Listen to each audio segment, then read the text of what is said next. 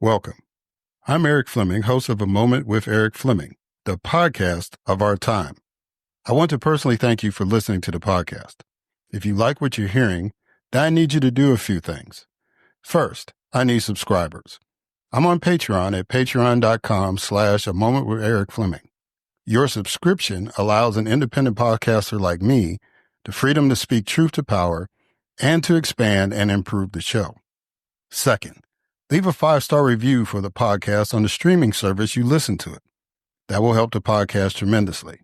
Third, go to the website, momenteric.com. There you can subscribe to the podcast, leave reviews and comments, listen to past episodes, and even learn a little bit about your host. Lastly, don't keep this a secret like it's your own personal guilty pleasure. Tell someone else about the podcast. Encourage others to listen to the podcast and share the podcast on your social media platforms because it is time to make this moment a movement. Thanks in advance for supporting the podcast of our time. I hope you enjoy this episode as well. The following program is hosted by the NVG Podcast Network.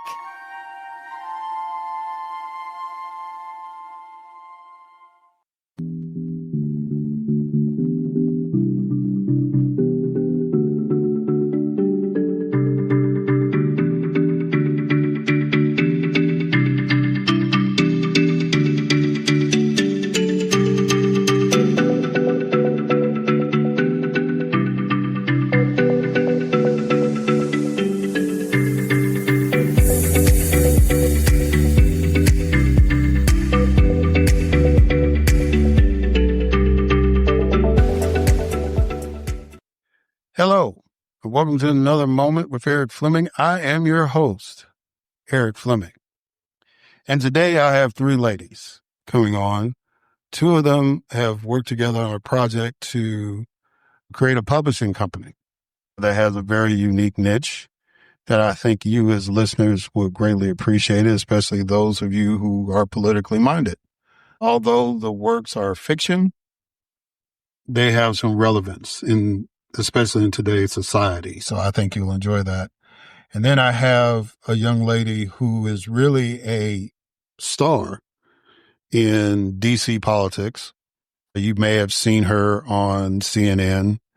And if you're part of that DC political scene, you probably run into her on the Hill somewhere or, in some of the functions.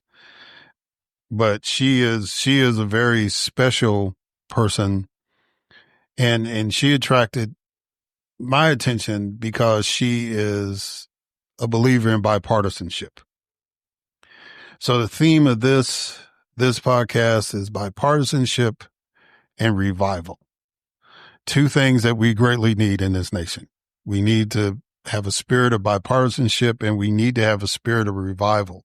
And when I mean revival, I mean a revival of what is good and what is great about our nation as opposed to anything else, right?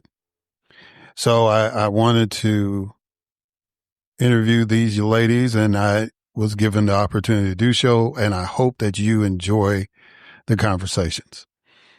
As always now, we are still making our pitch to get 20,000 subscribers on Patreon. So go to patreon.com/A Moment Eric Fleming and subscribe. It's only $1. And I promise you, if we can get to 20 subscribers, this podcast will go on as long as y'all want me to go. I think this will, it'll definitely last through this term of our current president. And, and hopefully we'll bring on some quality guests like we've got on today and, stir up some discussion and keep you informed about what's going on. We need as much encouragement as we possibly can. And I'll probably get into a little bit of that toward the end of the show, as always, with a little commentary. But it's really now time to kick this thing off. And as always, we start off the podcast with a moment of news with Grace G.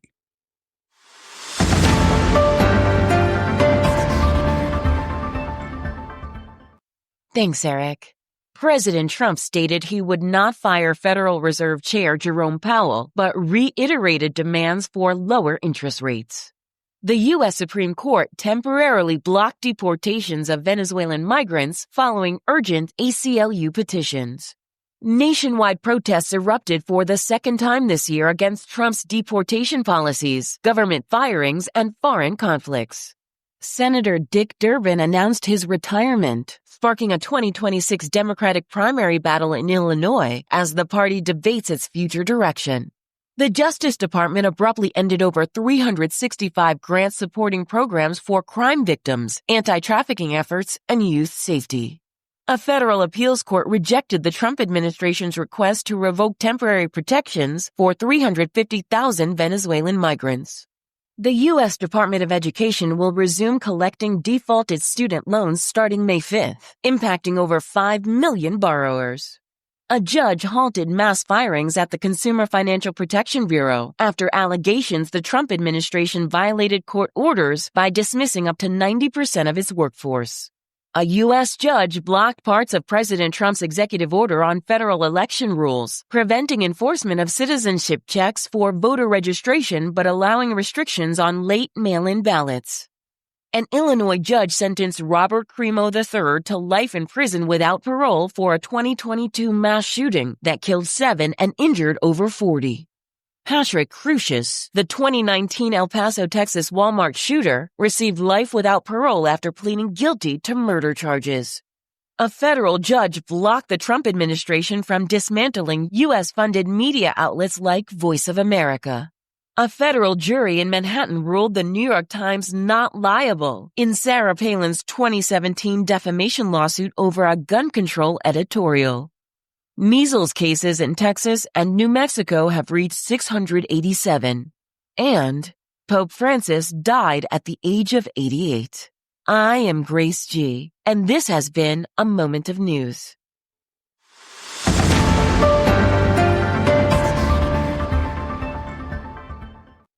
All right. Thank you, Grace, for that moment of news. And now it is time for my guest, Jordan Colvin. A powerful government public affairs expert recognized for her exceptional ability to develop breakthrough strategies and bipartisan solutions and consensus. Jordan has built a decades-long reputation in Washington, D.C. with her deep understanding of politics and policy and her ability to advance legislative agendas on both sides of the aisle.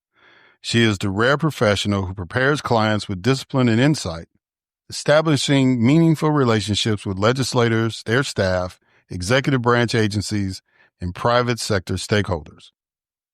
Jordan began working with private sector clients after serving as legislative director for Democratic Congressman Josh Gottheimer from the 5th District, New Jersey, where she led the congressman's robust portfolio of bipartisan work on the House Financial Services and Homeland Security Committees and chairmanship of the Bipartisan House Problem Solvers Caucus.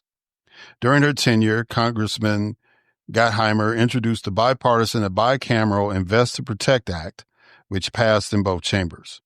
Jordan has also served as the legislative director for a Republican member of Congress and as a policy advisor and investigator for the United States Senate Committee on Homeland Security and Government Affairs. She also served on the U.S. House of Representatives Committee on Homeland Security as a law clerk. Jordan's previous professional roles include working with both private sector clients and professional trade associations to develop effective government and stakeholder engagement strategies. In 2018, Jordan served as the campaign manager for a political campaign that won the Democratic nomination in Maryland's 1st Congressional District, which set records for voter turnout and fundraising. She has also served as a chief of development for a veteran service organization and vice president of public affairs for a political advocacy organization. Earlier in her career, Jordan worked as a police officer, FBI Task Force on Human Trafficking at the Washington Metropolitan Police Department. In 2020, Jordan worked on the Biden for President campaign as the Veterans and Military Families for Biden event coordinator. Jordan is the founder and current board member of the Association of Service Dog Providers for Military Veterans, a nonprofit whose mission is to advocate on behalf of veteran service organizations to help military veterans heal from trauma by pairing them with psychiatric service dogs. In 2021, President Biden signed into law the PAWS Act, legislation that Jordan developed on the Hill, and the impetus for launching ASDPMV. Jordan holds a Juris Doctorate from the David A. Clark School of Law at the University of the District of Columbia and a Bachelor's of Arts from the George Washington University. Ladies and gentlemen, it is my distinct honor and privilege to have as a guest on this podcast, Jordan Colvin.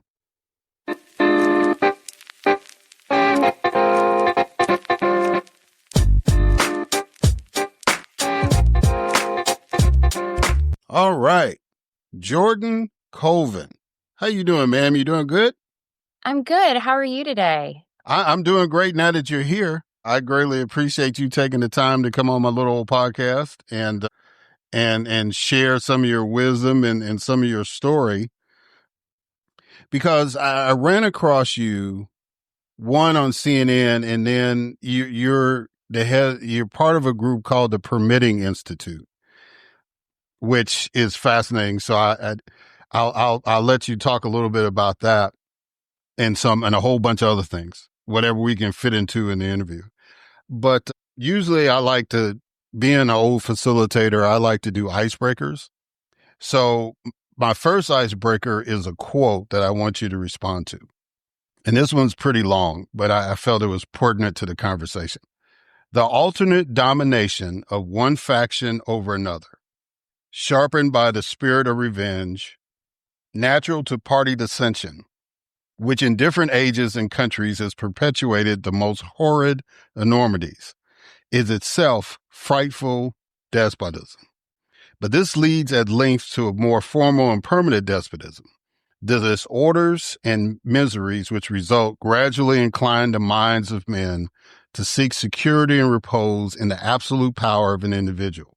And sooner or later, the chief of some prevailing faction, more able or more fortunate than his competitors, turns this disposition to the purposes of his own elevation on the ruins of public liberty.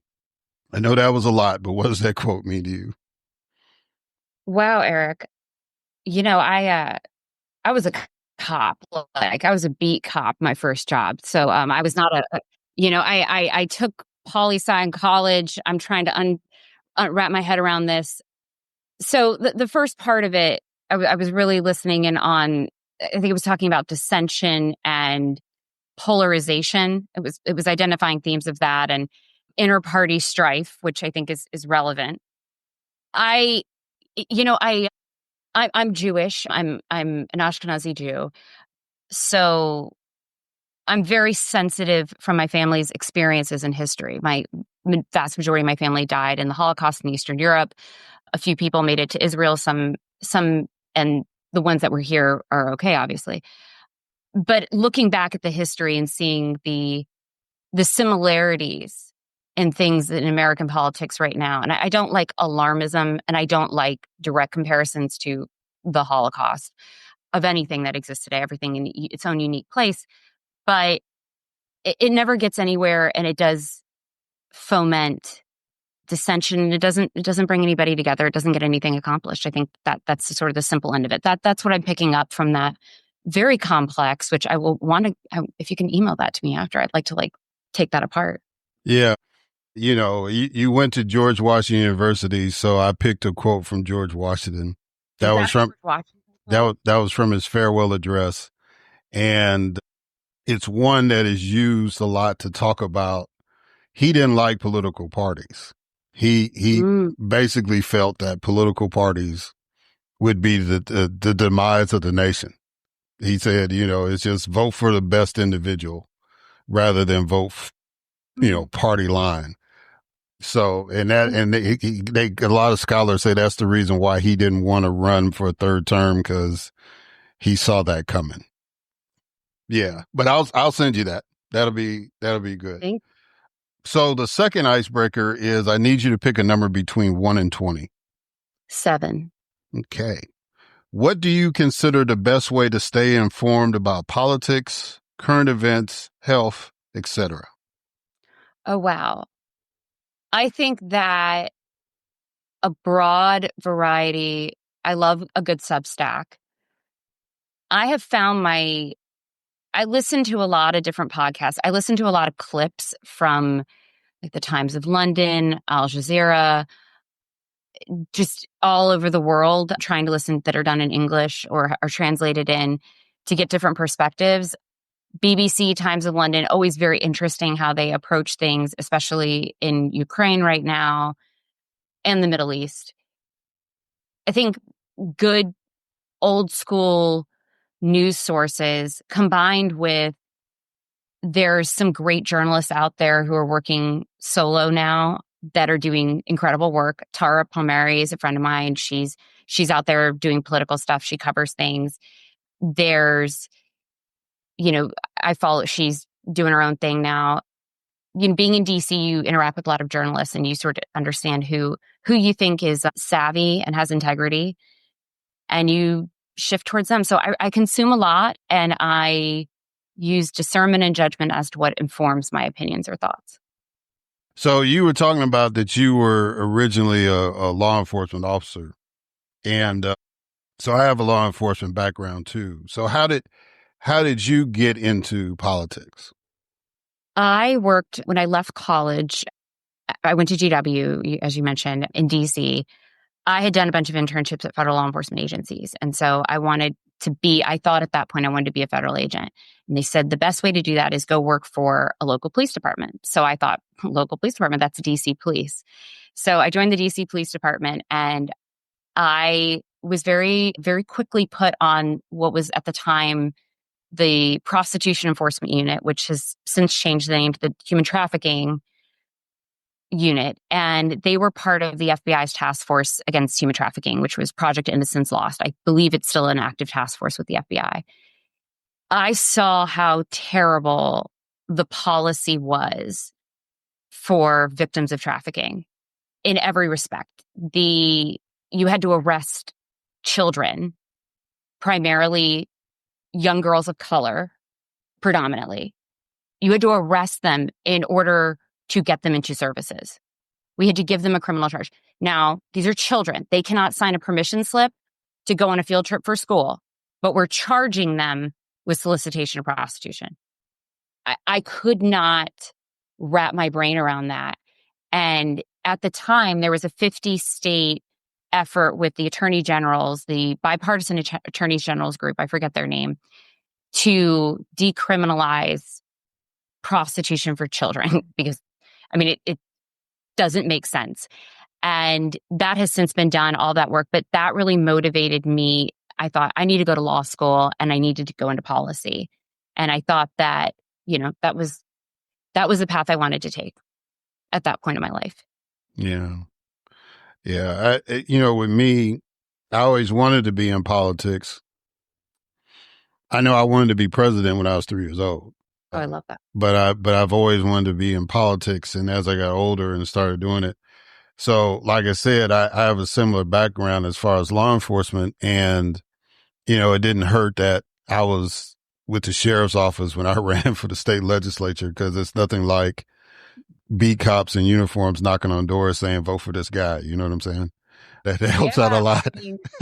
I think that is. I think that technically is a violation of the Hatch Act. But no, This was Mississippi. We didn't care about the Hatch Act back then. We were. I can only imagine. Yeah, I think that what I often took for granted for many years after leaving law enforcement was the skills that it gave me. People would say, like, you had this job as a cop. Like, what did you get from it? Like, and even going and applying for jobs in different policy areas or on the Hill. Well, you did this, and they treated it like it was a waste on my resume. And since then, I've really reframed that experience because that time in my life was incredibly valuable.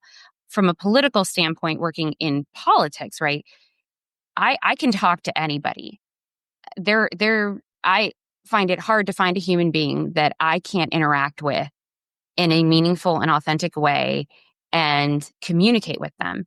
And I also know when I'm not communicating with somebody or it's not getting through. which I think is a really valuable tool that I gained from that experience. But also working a job like that, a sense of service drove me to that. I think it's aligned with working in politics or policy, serving other people, wanting to make the world a better place, making your community a better place.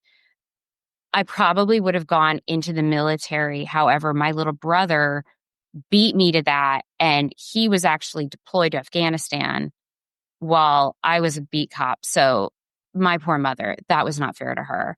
Had I, I had to be at least stateside. But I think that it's an undervalued experience for a lot of people. And I think a lot of people that shouldn't be drawn to that job are drawn to that job. I'm a 5'4" woman. I'm a small person. I couldn't bully people around with my physicality. I had to connect with them in order to get them to listen to me or follow a lawful order. So it was a valuable experience, and I'm very grateful for it. So you are a big deal. And when I say that, it's like Politico has this thing called a playbook, I think it's called. And it's like, if you're at a party, it says Jordan Colvin and lists all the other people that are at the party. It was like when your child was born, it was like, yeah, she had a baby. So you've always kind of had some attention, and I think that's a tribute to the work that you do. But you ran into, when you got hired by Representative Gottheimer. Huh? Gottheimer. Josh Gottheimer is running for New Jersey governor. Yeah. Vote for Josh. But it stirred up a little controversy when you got hired for him. What was the big deal behind that? And what was your take on those kind of political attacks? So you're talking about the Intercept article that they did on me. That was a fun day. Just started a new job. And so I was working for Congressman Gottheimer as his legislative director.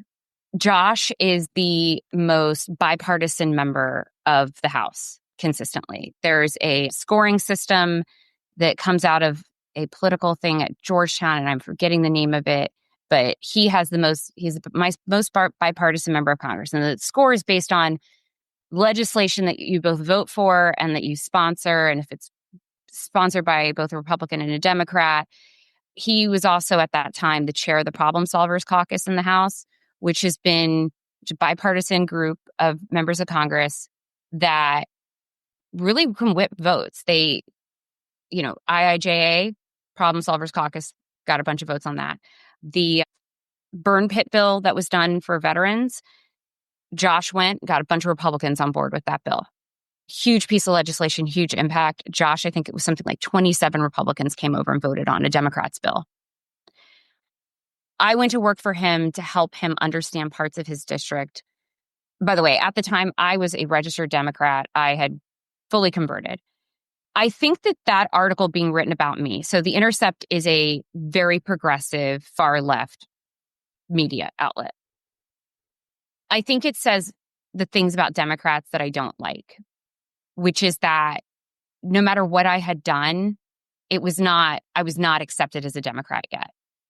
It was as if I don't like trial by fire, conversion by fire. I don't know what they require, a blood offering. I don't know what you have to do to be fully accepted, but it was like somehow I was not accepted. It was not, she had done this, so she can never. I don't understand, as I said earlier, I'm Jewish, so I don't really understand if there's like some sort of like atonement process or what sort of religious experience is required for a conversion. But I think that's what it said, was that they didn't accept that. And I think the juxtaposition to the MAGA movement and that is fascinating, because MAGA, man, they got Tulsi Gabbard, they got RFK. Now, I'm not saying that Democrats wanted to keep Tulsi Gabbard and RFK, but I think I was a pretty good deal coming over to Democrats from the Republican side. And as I always said, my beliefs never changed. My political beliefs never changed. The party changed. I've always, and I continue to be, government is scaffolding, it's guardrails. It is supposed to facilitate people. It's a hand up, not a handout. It's supposed to facilitate people's life being wonderful. And it needs to stay out of people's personal lives. It needs to stay out of their medical decisions. It is only in cases, regulation, and this is like my work with TPI. There are times that it's necessary to have regulations around clean air, water. There's also times that it's onerous and unnecessary and creates costs and time, and both time and money that don't help Americans and don't help taxpayers. So my beliefs have never changed. It's the party that changed. And I'm really proud that I'm a Democrat. And I'm sad that The Intercept felt it was necessary to write that piece. I think it was more of an attack on Josh than anything. Also, it really crossed a lot of lines because the rule in DC, the unspoken rule, is that you don't write about staffers unless they do something bad. So you get a DUI, you get arrested. Okay, you get written about. But otherwise, you don't go out there and attack them individually. It was unnecessary. I didn't appreciate it. It wasn't helpful. But, I got to go get it printed and framed, I think. Like, hate is my jet fuel. So, the more they hate you, right, the more they're talking about you, the better off you are. Yeah. Yeah. That's one of the things they tell you in politics. I think you're right. It was like, for the congressman, see, he was not, and you know this, he was not a rubber stamp for President Biden. No. And I think a lot of people on the more radical left, progressives, if you want to say that, looked at you coming in from a DeSantis administration as, oh, well, he's getting ready to really screw Biden over because he's picking DeSantis people to work. It wasn't necessarily, from what I understand and just understanding politics, it wasn't necessarily personal against you. I think you read it right that it was more against the congressman and trying to figure out what he's going to do.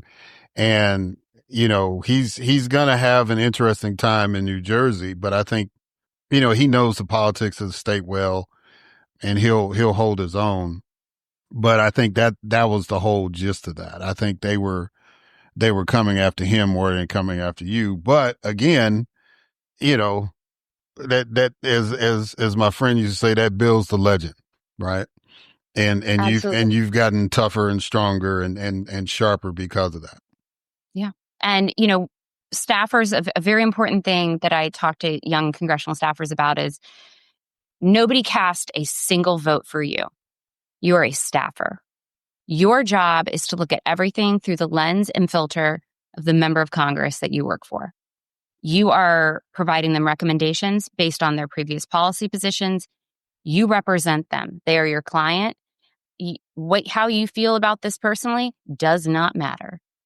It's how they think about it. And that's how you're supposed to do it. And, when I worked for Congressman DeSantis at the time, I did that for him. And when I worked for Josh, did the same thing. Yeah.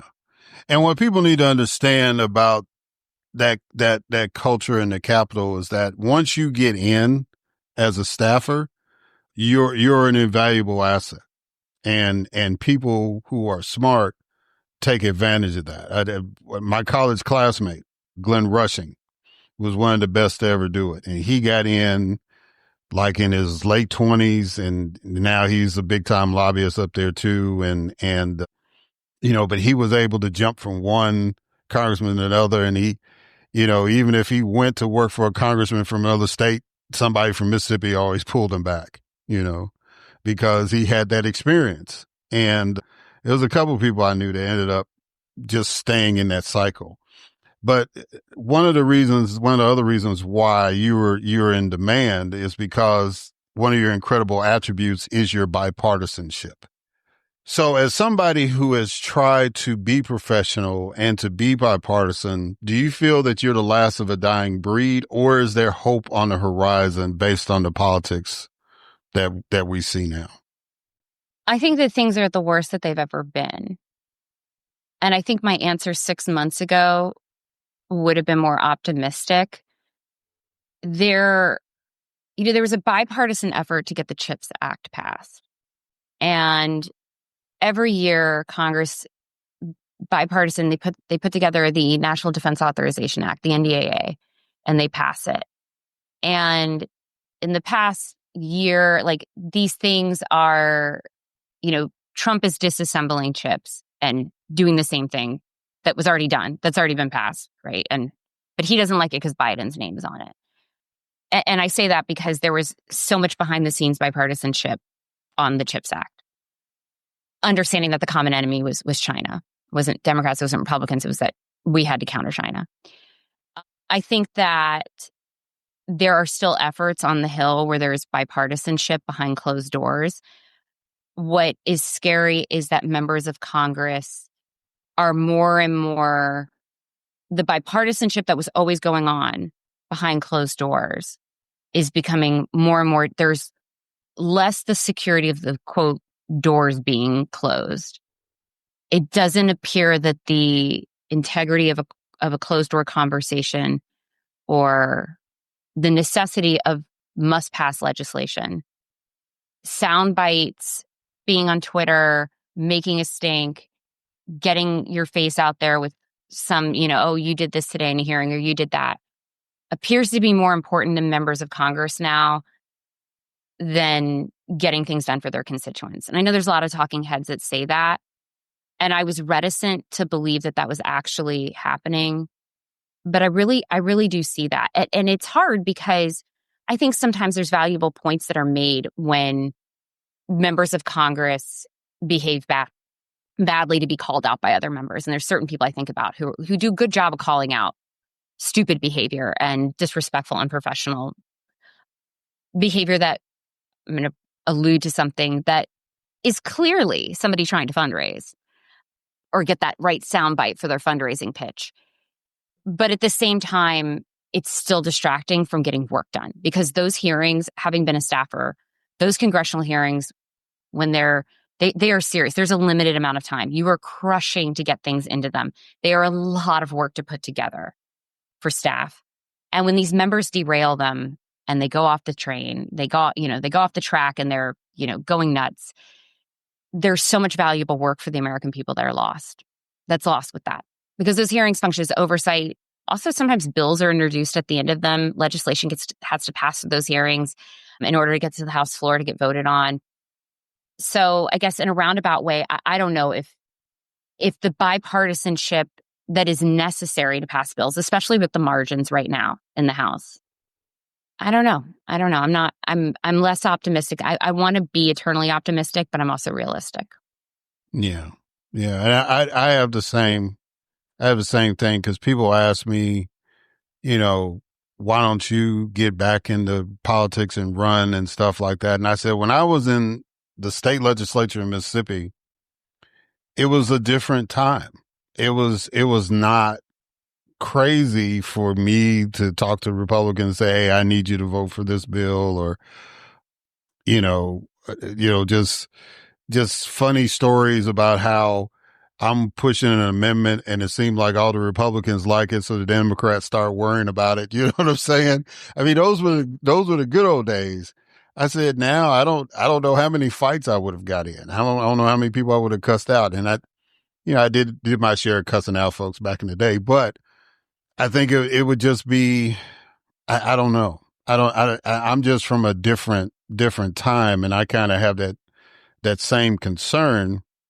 So, it's refreshing to talk to somebody like you who still believes in the principle of getting stuff done. And I think that if we can get some more folks with that same mindset, we might can offset some of the stupidity, as you mentioned. And speaking about, go ahead. Compromise is a huge part of our lives, like everyday lives. Like who are people that, when there's this idea in politics, like, oh, no compromise, it's this or this. How do the people who say that, I just want, like, how are their lives? What are their personal relationships like? You got to meet people in the middle. You got to meet people where they are. I have a 7-year-old son and, he can put up a real stink about things. And like 7-year-olds are very good and they're very good at negotiating. They will break you down, especially mine. He is brilliant and he just will break me down. But I'm trying to teach him, you're not going to get your way all the time. Even, have you considered maybe that your way of doing something isn't the best way of doing it? the idea that compromise, we will not, I hear this in Democratic speeches and talks and social media. No, it's Republicans are doing this. Like, no, meet in the middle. Compromise is not a dirty word. It's not nobody's going to, like many things, nobody should go home happy. Everybody should be a little bit annoyed, but you got something done. Yeah. And when you campaign and, you say, this is what I want to do. And then when you get there, it's like, how much of what I want to do can I get done? Once you start developing relationships and understanding the process, once you're in, yeah, but like you said, there's people now who don't get it. So let me throw a scenario at you. Let's just say that President Trump, calls you and says, look, I need your advice on some issues. How would you advise him dealing with tariffs, immigration, and this whole DEIA, I guess, removal or whatever? What's your thoughts about those particular issues that you would like to tell the president and say, hey, look, I need you to look at it from this perspective? Wow. Again, love the loaded question. So tariffs, I keep it pretty simple. I'm not going to make pokes at the president. He is the president, but I'd say I'd keep my comments pretty simple to him. And to keep it simple, I'd say your Secretary of the Treasury is worth $500 million. And he is talking about what he feels everyday Americans value and don't value, and that they value certain things over cheap trinkets from China. I don't think Scott Bessent has gone to Costco and he talked about flat screen TVs. He's made some comment about let them eat flat screen TVs. He probably has not bought a TV for himself or set that TV up in his home, much less gone to Costco, or Sam's Club or wherever in years. His perspective is, it speaks to this idea that we have these billionaires making decisions for everybody else. And it's not going to translate to voters. Voters do care about the cost of everyday goods. They care about how much gas costs to put in the tank of their car. They also care that, as I just did this morning, the cap to my gas tank in my car broke off. And guess where that part is made? China. I have a very good feeling that there is no way to get that part made in the United States in a quick manner. And these are things that everyday Americans think about. And if that cap goes from costing $25 to replace, and I'm just ballparking because I don't actually know how much. So to viewers, listeners, please keep that in perspective. If it goes from being $25 for that gas cap cover to $75, Americans are going to care. That's that cheap stuff from China that Scott Bessent is talking about. This is going to be, the people making these decisions and coming out with this policy are so far out of touch. They're trying to protect their billions of dollars, and they don't understand that most Americans don't even have a 401k, and that most Americans are thinking about these costs because these everyday costs do matter to them, and it's going to have a major impact on them. And at the end of the day, I was talking to my dad the other week, and he said, people they'll look past schools being shot up. They'll look past children being taken away from their parents at the border, but they will not have their wallet impacted. They will not have their retirement funds impacted. And I think that there's always truth to that. People vote with their wallet. I always learned that in Republican politics, and I try to carry it to Democratic politics. And I'm still just, preaching it, and hopefully it'll stick at some point with the people that I get to interact with. As far as immigration goes, I think it speaks to the same thing. Like the data, what's going on with deportations right now? If the goal is deterrence, he's doing a great job, right? You're scaring the crap out of people. In fact, you're scaring the crap out of American citizens.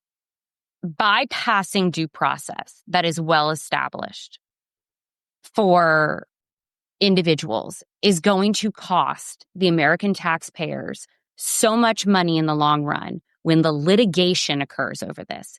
And I meant to look it up before our talk, but the previous Trump administration separating children at the border, there was a court settlement on that. I believe it was a judgment by the judge. I don't think it was necessarily settled, but the government was fined I want to say something like upwards of $800 million.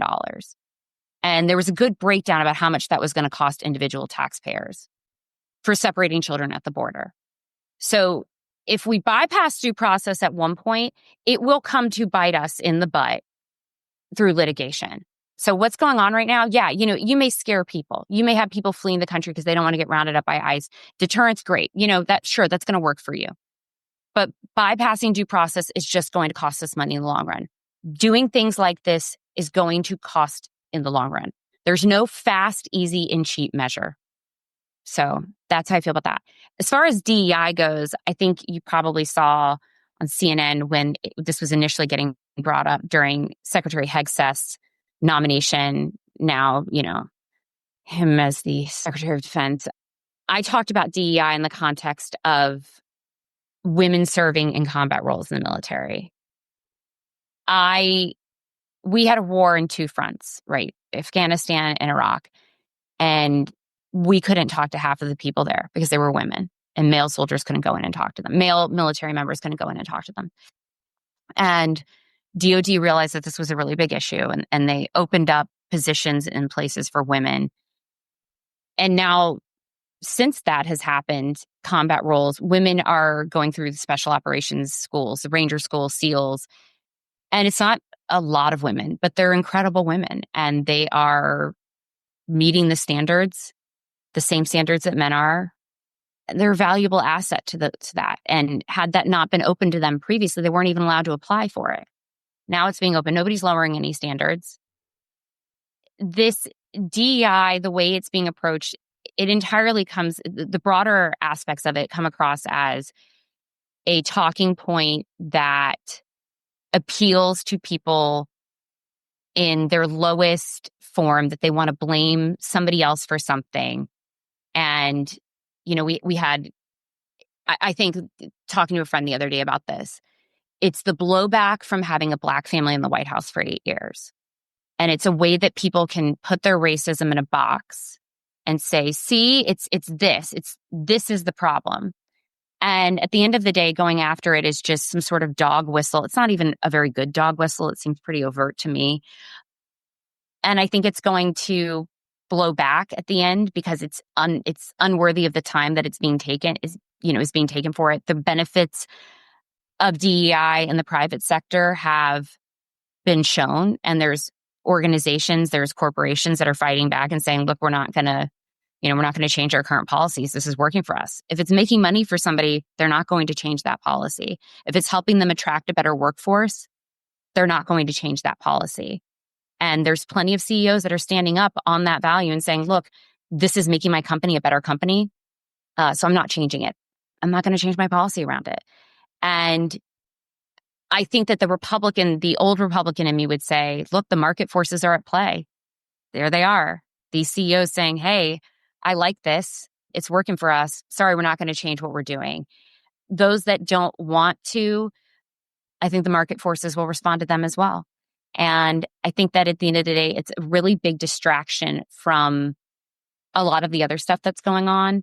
And while it deserves our time and attention, it is being done to placate people's, dog whistle racism, for the lack of a better way of saying it. Yeah. It's fascinating to me that one of the things that the president wanted to tout when he was campaigning was how many Latinos were voting for him. There was always somebody with a Blacks for Trump shirt on in the background of his rallies. Trying to show that he had a diverse group of support to run and then eventually win. And then they come up with a policy that says, yeah, well, screw all that. I don't want to see that. One thing about campaigning is that, like I said before, you have your ideas, but then when you get out there and certain dynamics happen, that also shapes how you approach your job if you're fortunate enough to get elected. And it just seems like to me that if people say, well, people say, well, he's a sham and all this stuff, he lies all the time. I think the biggest evidence is the fact that you used as diverse a coalition as you could get, because he wasn't going to get the majority of the Asian American vote. He wasn't going to get the majority of the Latino vote. He wasn't going to get the majority of the Black vote, but he got enough to propel him in. Mm-hmm. And it would seem like to me at that point, it would have been like if he was, observant like that and say, let's hold off on this DEI stuff because, I did get some Black vote. I did get a lot of Latino vote. I did get some vote from the Asian American community. It's like, let's see how these policies would impact them and, and make decisions off that. If he was truly a statesman, that's the best word I'll use. Yeah. I mean, he benefited from people. I think for a lot of people who would vote, or the only way I could understand voting for him, if you fit into one of those groups, is that you do not want to face the reality that if you're a Black American, at one point, like if you served in the military after World War II, you were denied the GI benefits that were promised you. And you were redlined into crappy neighborhoods to buy your home. So you were denied the ability to develop generational wealth. I mean, denial, a lot of people live in denial. They don't want to face, the reality that things went wrong. And I mean, also part of it is, things went wrong, bad things happened, and you have to move past that and make, it's just, it is what it is, accept it and try to make the best of it. But I think that there's just a denial that maybe those individuals face, and that's a bigger part of our mental health crisis in our country, perhaps. I don't know how to answer that one. Yeah. Well, we could have a whole show on mental health because that's one of my issues. But I've taken up a good bit of your time, and I don't want to take up too much more. But I did want to get a couple other questions in, and I wanted you to plug a couple of things that you're involved with. So in 2018, you helped your husband run for Congress. Mm-hmm. Is 2026 the time for you to step out there and run? Eric, so kind of you. So it was such a success, my Jesse running for Congress, that we're now divorced. So, obviously that's my terrible joke, but I helped my then husband, Jesse Colvin, run against Andy Harris in Maryland's 1st congressional district. It was a very Republican district. Jesse ran as a Democrat. Jesse, that district in particular, first of all, it was very gerrymandered it's the only Republican district in Maryland. They've since done a redistricting that's made certain parts a little bit more Republican, but that one is still like very Republican.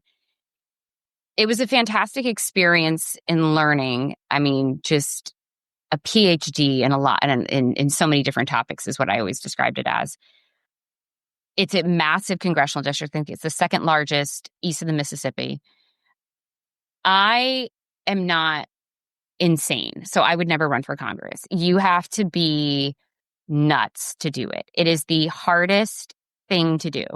If you are not individually wealthy, which we were not, and certainly not after getting divorced, you don't have like a helicopter or a driver or income. So the entire campaign, I was working to make money to pay our bills, and he was campaigning. I was also helping him run the campaign, and I was pregnant with our son at the time. It's so, one spouse has to work and still maintain a normal life and then take care of a newborn baby. With, even the logistics of health insurance in that situation are difficult. Running for Congress is extremely expensive, and it's extremely time consuming. You spend the majority of your time, instead of talking to voters, you spend it fundraising, talking to rich people about how if they help you get elected, you're going to care about the issue that they care about, which sometimes are great issues and sometimes aren't. And there are some really amazing, wealthy donors out there that are awesome, and they just care about supporting really great candidates, and they do amazing things. Like they are awesome people, and they are in a position, and they use that position to help amazing people. But no, I'm not clinically insane, so I would never run for Congress. it is, unless I was, clinically insane and incredibly individually wealthy and could do that. I have a 7-year-old son, and oh my goodness, he's amazing. And I guess he'll be a few years older then. No, I still I love spending time with my kid. I love riding horses and spending time with my friends and talking to people like you. And in running for Congress, you don't have that. It is the hardest thing. And so I respect members of Congress.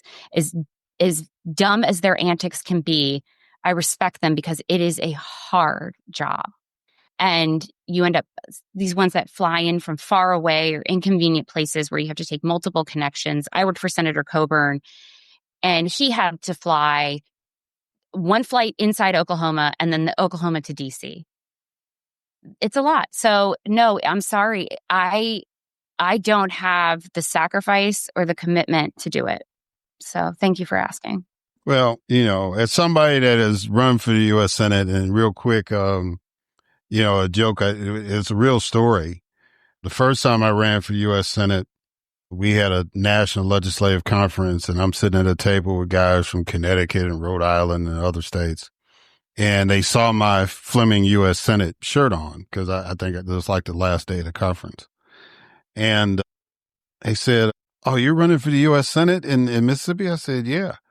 And then one of the guys turned around and said, "Hey guys, we got a millionaire at our table." And I said, "No, sir, I'm not a millionaire and stuff." He said, "Oh, correction. We have a billionaire at our table. What y'all got?" So I definitely understand that, and I was neither one of those, but, the financial commitment, the sacrifice you had to make, because I think my child was, the first time I ran, like 3. But one of the enduring pictures is him pointing at my yard sign, But yeah, it's just, yeah, I understand the sacrifice. I do. And Michelle Obama's book, I think she really outlined it. She was very candid about how miserable it was. And so when people ask her, she always, she's like, and I'm like, oh no, believe that woman. She is very serious. She is 10 times over what I did, and she does not want to do that. So finally, what's the deal with FaceTiming in public and crew socks? You seem like you're not a big fan of those. Oh, well, okay, Eric, let's get something right. I love crew socks. I love crew socks. Yes. I tend to kick my ankles when I walk. I don't know. There's probably some name for that walking gait issue where I tend to. So crew socks are great for me. I love crew socks. So that was a great question that they had on Abby Phillips' show. She is amazing. And we were talking what's in and what's out for 2024, 2025. And the crew socks, actually, she and I had extensive conversations about the crew socks afterwards. She's like, I think this is just a ploy to get people to spend more money on all new socks and these very expensive socks that Alo Yoga brand makes. I was like, I don't know, perhaps, but have you tried those socks? They're actually quite fantastic. They're probably made in China too. FaceTiming in public. I don't like that either. And that was brought up on the show. It's pretty obnoxious. However, I do have a 7-year-old. And he loves to FaceTime his grandparents. And sometimes it is in public, but I write it off as he's so darn cute. And people generally laugh when they see him doing it. He's also figured out how to change the emojis on the face so he can turn himself into like a dog or an octopus. So it's okay if you're a cute little kid. And I love my crew socks. Love my crew socks. All right. So it's time to do some plug-ins. So you work for the Permitting Institute. Kind of explain what the role of that organization is. And then you have an organization that you started, Association of Service Dog Providers. Talk about those 2 groups. So right now I have a role with the Permitting Institute, which is a 501c6. It's a trade association for a lot of different companies and nonprofits and think tanks, and we work on reforming permits. My friend Alex Hergott is the CEO. He founded it. Alex is a Republican. He was a staffer for Senator Inhofe in the Senate Environment and Public Works Committee. My saying about Alex is that he will forget more about permitting in the United States than I will ever know. He had a role at NEPA. He was in the first Trump White House, doing all sorts of permitting reform with Department of Transportation. And we basically just work with lots of different groups to help build out strong messaging and bring together really good ideas for how to streamline any effort that involves, putting a shovel in the ground in the United States, be it a, energy transmission issue to mining reforming to get mines started. That's going to be a huge effort to, there are some critical minerals mines in the United States, but getting a mine set up in the United States takes 5 times longer than it does anywhere else in the world. How can we both, protect the environment, but help these projects streamline, reduce costs, get American companies in there? So that's one of the efforts I work with. The Association of Service Dog Providers, I started that when I worked right after I left Congressman DeSantis' office. I saw that there was the need for a trade association in the service dog provider space, but specifically for military veterans, because there were there's a traditional service dog trade association that for traditional disabilities, so hearing and vision impairment. And those dogs are very specialized to do that work. Mental health service animals service dogs specifically, are much easier to train because anybody who has a dog will know, or anybody who's a dog person. Dogs are much more intuitive to those things. Getting a dog to stop at a red light is different from a dog responding if you're having a panic attack. And worked on the pause bill for which Senator or Congressman DeSantis at the time introduced. It was actually bipartisan. He introduced it with a Democrat. It did eventually, 4 years later, pass in a different form. It was signed into law by President Biden. So I started a trade association to create an accreditation standard for these nonprofits to help them come together to bring best practices together, identify best practices, work with different research institutions, both government and outside government, that were trying to understand the science behind, serving veterans through these service animals. And it still is in existence. I actually began serving as the board chair. I had just served as a board member for a few years, and I came back as board chair this year. And we're building out some new projects to help get the word out and to help support these service dog providers. But people can check out the website for it, servicedogsforvets.org. There's amazing organizations on there that this is their life's work. This is their passion, their dream, and what they do. And, I always said to all the people I worked with there, I don't know really anything. I have a cat. He's sitting right over here. I've had dogs before. I love dogs, but, right now I'm a cat owner. I can't train a dog, and I can't help heal a veteran with mental health issues, but I can help bring all the right people together and get them to work together. And maybe, sometimes they need a little strong arming. Sometimes they need some, carrot, some stick, both goes both ways. I can help these people work together and come find some solutions and get them in front of the right people, the decision makers. So I'm very proud of the association. Thank you. Well, when I was in the legislature, I was one of the dog legislators, and I'll tell you that story at another time. But how can people get in touch with you if they want you to speak, or how does pick your brain? How does that work? Well, thank you. I think my Instagram right now, which I need to work on my social media presence. Eric, I am always going to be a staffer, and I am so terrible. I am a staffer at heart. I serve a principal, be it a member of Congress, be it, my members of the association, of TPI, my clients that I work with, private sector clients. I am on Instagram. I need to be better at posting more, but Jordan Colvin 202 is my Instagram account. I post when I have clips from CNN on there, but that's a great way to get a hold of me. All right. Well, Jordan Colvin, it's been an honor and a delight to talk with you and to have the opportunity to pick your brain a little bit. I think, if anything, my listeners will know that there are some people in Washington who actually are statespersons that are looking out for the common good, and just much continued success in that. And just thank you again for what you do and for coming on the podcast. I appreciate that. Thank you so much for having me. All right, guys, and we're going to catch y'all on the other side.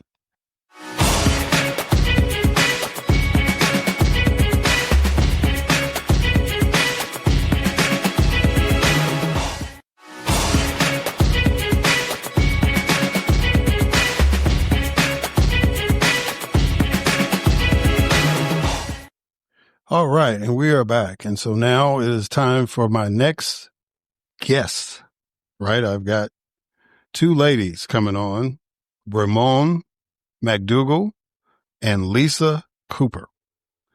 Bremond MacDougall is a graduate of the University of Texas at Austin with a BA in Spanish. While raising her 3 children between Austin and New York City, she amassed a collection of many thousands of books that make up what she calls a reader's library, as opposed to a collector's library. Rather than first editions, it contains dog-eared favorites, collections from both of her grandmothers, complete with personal notes, and books she is yet to read. She and her husband helped to establish Eleanor Hall at St. Andrew's School in Austin, a kindergarten building named after her late mother, who was a champion of joyful learning. A board member of the Citizens Committee for Children of New York, a nonprofit that aims to advance well-being, equity, and justice for all of New York's children, she lives in Manhattan. Lisa Cooper is a lawyer by profession and attended Amherst College and the University of Texas School of Law. She has worked at a small Bay Area law firm that specializes in immigration law since 2008. A lifelong reader and book lover, her stint as a communications director for a school in Palo Alto, undergoing a rebrand, sparked her interest in publishing.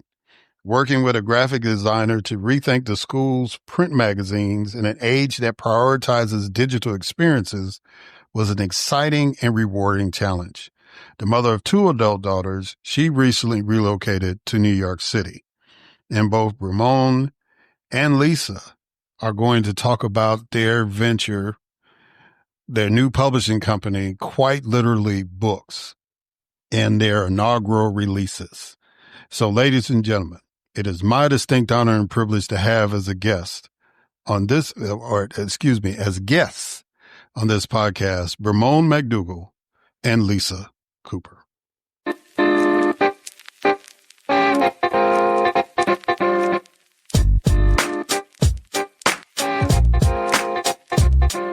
All right. I have 2 distinctive young ladies that I'm getting ready to talk to, Bremond MacDougall and Lisa Cooper. How y'all doing? Y'all doing good? Good. You're good. Thank you. Happy to be talking with you. Well, I'm honored to have y'all on because we want to talk about this little entrepreneurial thing that you've got going and, expound on that a little bit. But to start the conversation, I do like some icebreakers. So the first icebreaker is a quote. And the quote is, "We believe that you can never have too many books, just too few bookshelves." What does that quote mean to y'all? Oh, boy. It means that we have an addiction to books is what it means. That we need to stop collecting books, but not really. No, I mean, it feels like you can always make room for another book in your life. Obviously you have to be able to accommodate the physical book, but we are both believers in the actual physical book being a really important part of a reading experience. It's not for everyone, for sure. And we encourage reading on whatever, tablet or screen you want to use. But for us, the actual physical book is super important. So we just keep getting more.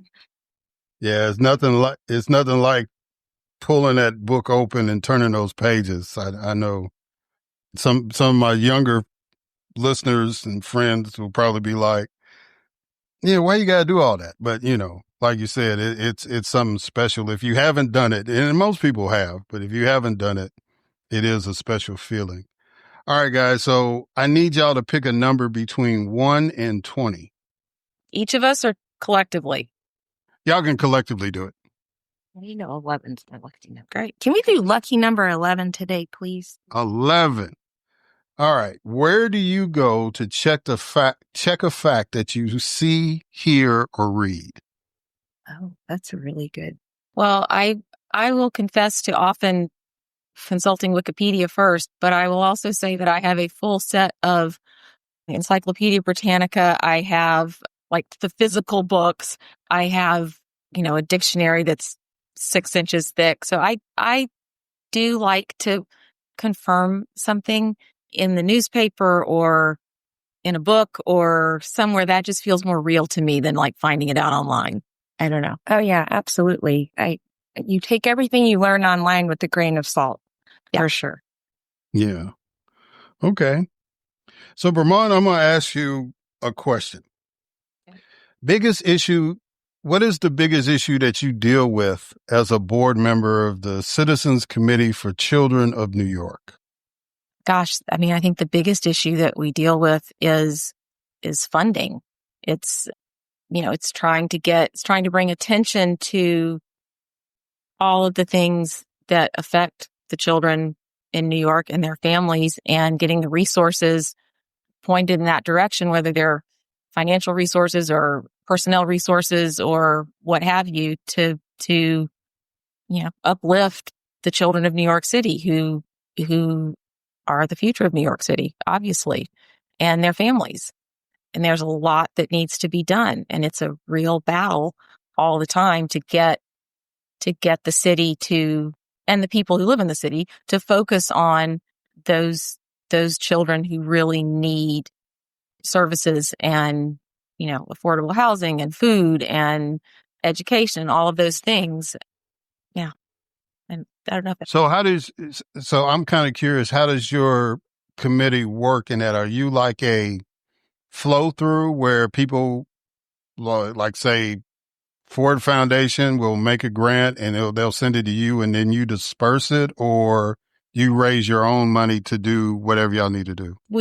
One of our big things that we do is we collect huge amounts of data, and the staff does, and they compile it in a huge database, which is available to really anyone who uses it. Nonprofits use it. The city uses it. We take their data and combine it with other data, and then the city uses it for their own research. And so that's one of the things that we do. But we also have community building programs. We have lots of, trying to think of the word. We work with other organizations to form coalitions to influence policy, we go to Albany and talk to lawmakers there. We talk to lawmakers here in the city. Advocacy, lots of talking and pushing and trying to get things done and made better. Okay. All right, Lisa, this is your question. Give me your thoughts about the current issues concerning immigration. Oh, I don't think we have time for me to give you all my thoughts on that. But yeah, I've been practicing immigration law since 2008. The first Trump administration years were tough. I have never been busier until now. And this is unprecedented. I was just telling Bremond the other day about this new alien registration requirement that just went into effect on April 11th. And it seems like when you look at it on its face, it might not feel that intrusive. But what it is it's another tool to track people is what it is. It's getting people who otherwise wouldn't have to make their presence known in this way, onto a government database so that you can be tracked. And it criminalizes certain behaviors that weren't previously criminalized. For example, anyone who has a visa or has a green card, so legal permanent residence, you're supposed to, anytime you move, you're supposed to let the government know that you've moved, right? Not a big deal. Except now there's a criminal penalty to that. And there's also a criminal penalty if you are a parent of a child who is under 14 when they enter the U.S. legally again, and you become 14, you have 30 days as a parent or guardian to register that child. And if you don't, again, there are criminal penalties that can be applied to you. You can be deported. And so these kinds of, a lot of these existed on the books previously. They're just now being enforced, and the ante is being upped, and we're seeing it across the board. So it's the kind of thing where we should all be paying attention to this stuff, because it feels like any one thing may not seem huge. Collectively, it tells a very, very startling, and we should be scared story about what this government feels like it can do with people and to people. Yeah. Yeah. So I worked for an immigrants' rights group in 2008. I guess it was, 2008. I might have started in 2007. Yeah. So for 2007, 2008, I worked for Mississippi Immigrants' Rights Alliance. So I greatly appreciate the work that you do on the side. Considering that, because it's a lot of people don't understand how much work is into just trying to do the right thing, right? All right, so let's talk about quite literally books. How did y'all come up with that? And well, first of all, how did y'all meet each other? How did this relationship start? Well, it started on the first day of 7th grade when I was the new kid at this little school in Austin, Texas. And this very kind girl took pity on me because there were only about 4 new kids in the class. Didn't know anybody. Really different world I was coming from a public school system into a private one. But it was really great. We immediately... It wasn't pity. I just want to interrupt you right there. Sweet. You were interesting. I was interesting. You were interesting and you were funny and you were different than people that I already knew. So that's true. I was different there, wasn't I? Well, no, but you were really interesting. It was like, oh, wow, who is this? I want to know this person. Yeah. So, and that has continued. Right from the get-go, we bonded. She makes me laugh. Bremond is like one of the funniest people I've ever met. And we both really loved to read, even back then. And books were definitely like a big foundational part of our friendship back then and continues to be today. And so in 2020, when we were sitting there during the pandemic, we both just turned 50 and we were like, what the heck are we going to do next? And, everyone was reassessing their lives while watching their sourdough starter do its thing. And we were like, okay, like books are going to be a part of it, whatever that looks like. And we both, wanted to own a bookstore at one point or another, but then we thought we'd do something easier and open a publishing house, which in retrospect is ridiculous. I'm joking. It's not easy at all. There's nothing. We were just like super naive and very... I feel now like we could have opened a bookstore standing on our heads. I know. That sounds super easy to me right now. Yeah.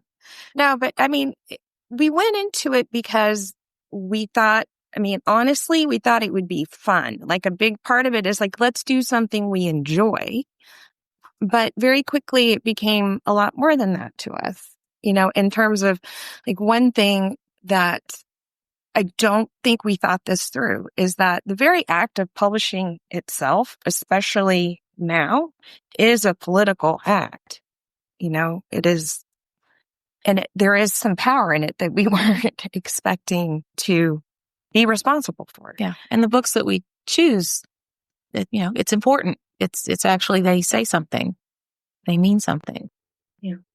So why did y'all choose the route to publish books that either had been published before or may not have been published? What was the thought behind doing that as opposed to seeking out new authors?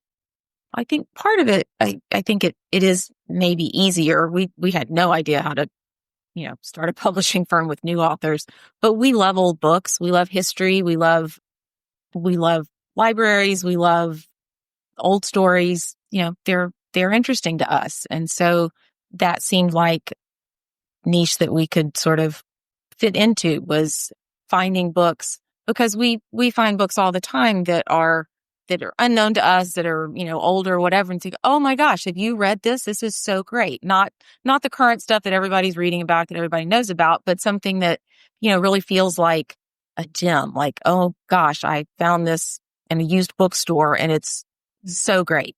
That feeling is really the treasure hunt of it is part of it, for sure. There's like a thrill in uncovering something, that's been forgotten. There's no doubt about that.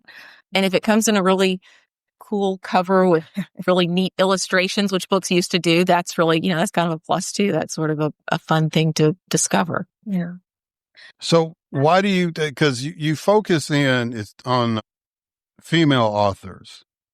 So why do you think so many books by women have been lost to history?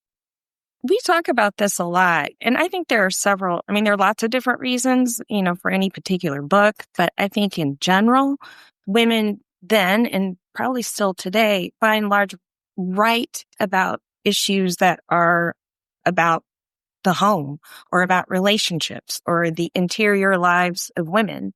And I think this is becoming less and less the case. But even today, we talk about the category of chick lit, and you don't really see a lot of men gravitating to that, to the romance section or to, books that are written by women that are about the interior lives of women. That's not generally what a man will pick up.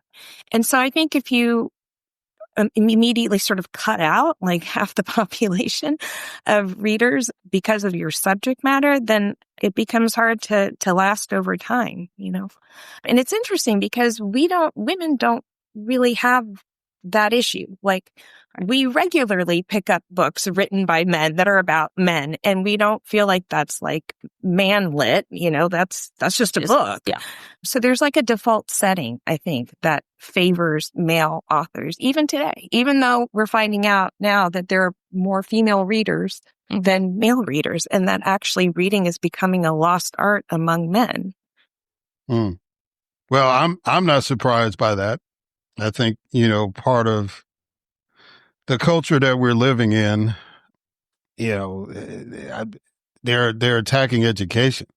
So, it's like, I guess it's manly now to be dumb. I don't know. That's kind of a message out there. Yeah, it is. That's kind of a message that's coming through. Yeah. So is there a particular thing that you look for when you're trying to republish books? I'd say there's two main things that we look for. One is, first and foremost, is it has to be a good read. Like, we don't want to put something in the world that is just that you should read. Another book that we need to read or have to read and that is a slog to read is not our intent. We want it to be a pleasure to engage with the words of the book, first and foremost. But very quickly behind that, like, we love history, but we don't want to print something just for history's sake as an artifact. We want it to be something that tells us something about us today. We focus on American authors because we think that there's a lot of stuff that we are talking about today that we actually already talked about 100 years ago, and we seem to have forgotten that. And so this is an opportunity to I think, uncover something 100 years old and say, hey, we're still talking about this today. It's still relevant today. And what we're going through right now isn't new. Why are we still processing it? These are like interesting questions, I think. And we feel like oftentimes there are people who need to be engaging in these sorts of conversations and they don't, because they don't feel like they have standing. And reading a book about something and then opining on it, like, opens the door for people to enter a conversation that they might otherwise be nervous about getting into or feel like they don't belong in it or shouldn't have a say about it. Oftentimes, those are the very people that need to be engaging in those conversations. Yeah. So tell us about the 3 books on your inaugural list. I know one, Plum Bun, Jesse Redmond Fawcett. Mm-hmm. So interesting connection for the listeners. Y'all already know this, but she was like an editor for the NAACP magazine, The Crisis. And so during her time, I guess she was the literary editor before she became the full editor, but she oversaw the Brownie books, which were very popular with African-American children back then. The tie-in with me is that the lady who wrote the new Brownie book has been a guest on the show. And she got nominated for, I think she actually won the NAACP award for literature the year that she did the show and did the book. So Ms. Fawcett, I'm somewhat familiar with, but the other authors I'm not. So kind of tell us a little bit about all 3 of those books, The Plum Bun, The Homemaker, and The Pink House. Well, since you brought up Plum first, yes. So Jessie Redmond Fawcett is so interesting because she was responsible for launching so many literary careers and was a really important figure of the Harlem Renaissance. And yet she's not really known today. It's not a familiar name. The number of people that we've told about this book, have never heard of her or Plum Bun. Plum Bun was actually published, I believe, the same year that Nella Larson published Housing. And that book has had a lot of attention over the years. And most recently, I think, was made into a movie. The themes are similar. It's about a young woman who is very talented. She's beautiful. She's ambitious, and she's light-skinned. And so the world perceives her, or can perceive her, as white. And when her parents pass, she makes this decision to live her life allowing these assumptions and to see, what opportunities will be open to her if she just lets people assume that she's white. And it's a really, really interesting story. She is not the most likable character, but we find the stuff that she thinks about and the, questions of identity. There's a lot of intersectionality in this book. It's all the same stuff that we're talking about and writers are writing about today. Several months ago, I read Britt Bennett's The Vanishing Half, and it's exactly like this. It's the same themes. So we think it's definitely got a place on a modern reader's bookshelf. This book is almost not quite 100 years old. The writing is so good. I don't think Jessie Redmond Fawcett gets enough credit for just being a good writer. Her characters are not typical. And so you enjoy spending time with them, even if you don't necessarily want Angela to be your best friend. Yeah. The choices she makes and the way she thinks about the world and about relationships, about men, sex, career, really will resonate, I think, with a modern reader. Which is, it's hard to believe that 100-year-old book, I think, can still do that, have that resonance. But we have that with The Homemaker as well. Yeah. So The Homemaker is by Dorothy Canfield Fisher, and it was written in 1924. So it's 100 years old plus. And it's about a family. The mother is a stay-at-home mom, as most women were in the 1920s. The father goes out to work. They have 3 children. The mother is sort of an obsessive housekeeper, and she's miserable, and she's making her family miserable. Her children all have various health ailments. Her husband hates working. He hates his job. He wants to be, he wanted to be a poet, I think. And there's an accident which forces them to sort of change places. And the father is forced to stay at home. He can't work anymore. And the mom is forced to go out and get a job to support the family. And everybody settles into their sort of the place that they should have been. The mom is extremely successful in her sales career and happy. And the father stays at home and keeps the house and takes care of the children.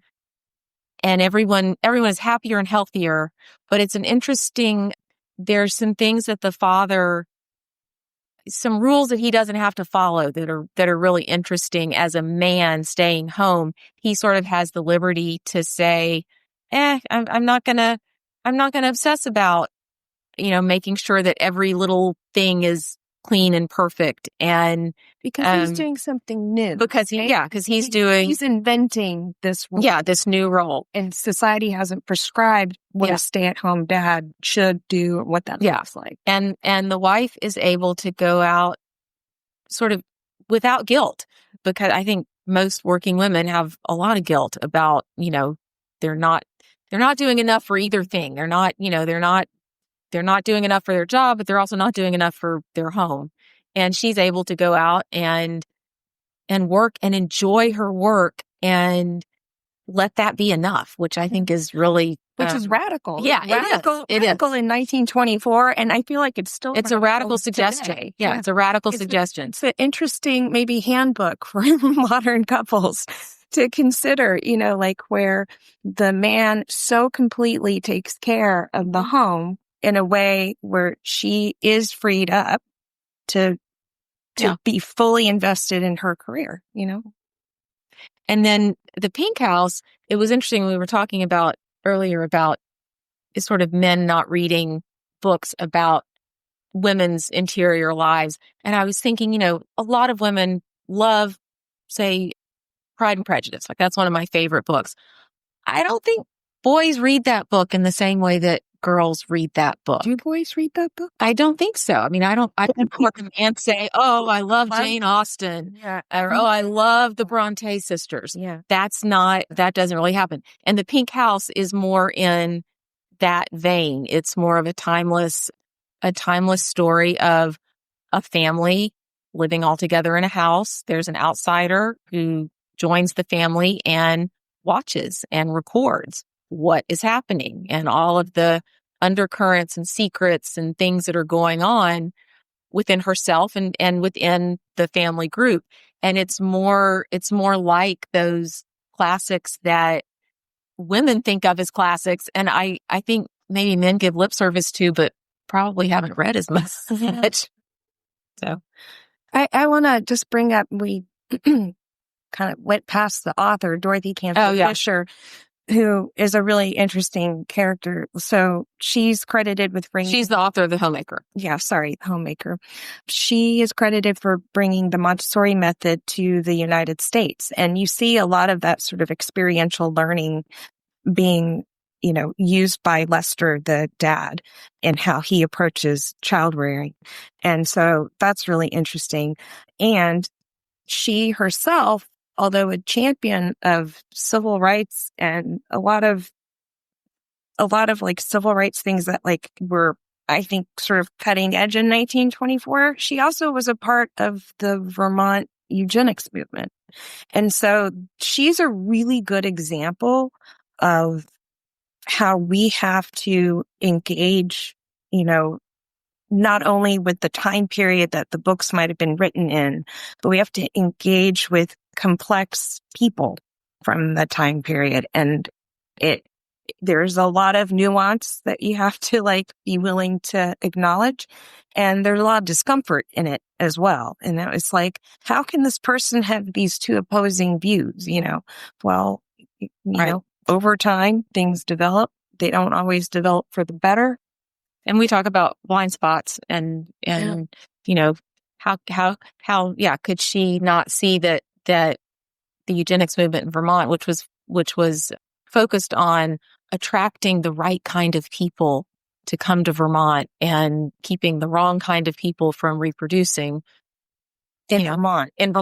How could she also actually be a champion of Black civil rights? When you say that like that, I feel like that's like really common today. Mm-hmm. Like, the right people. Well, I'm just thinking about I grew up in Austin, Texas, right? Which is a liberal bastion in a sea of red, and Vermont and I both grew up.